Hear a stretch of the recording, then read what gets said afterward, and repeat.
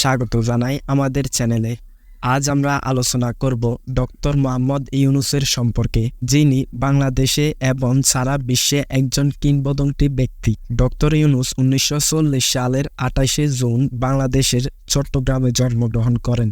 তিনি স্থানীয় বিশ্ববিদ্যালয়ে পড়াশোনা করেছেন এবং পরে ঢাকা বিশ্ববিদ্যালয়ের অর্থনীতিতে স্নাতক ডিগ্রি অর্জন করেন।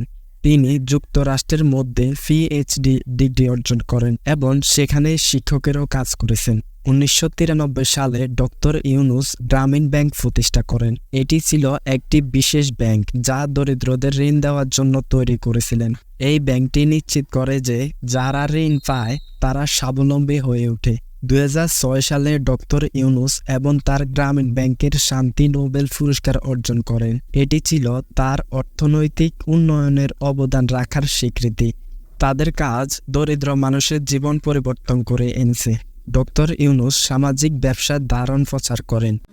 Always remember, job is a wrong idea. তার মতে ব্যবসা শুধু লাভের জন্য নয়, বরং সমাজের কাজের জন্য।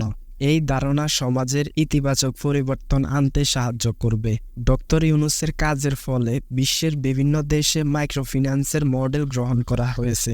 এটি দরিদ্রদের উন্নতির জন্য একটি শক্তিশালী হাতিয়ার হিসাবে কাজ করেছে। Money has become an obsession because of the way capitalism has been designed. Doctor Mohammad Yunus আজকের সমাজে একজন প্রেরণা। তার জীবন এবং কাজ আমাদেরকে শিখায় যে মানবতা এবং অর্থনীতি একসাথে চলতে পারে। And also it becomes an end, which is a meaningless concept. So what I'm saying, why don't we go back and redefine ourselves? What is it that human beings are all about?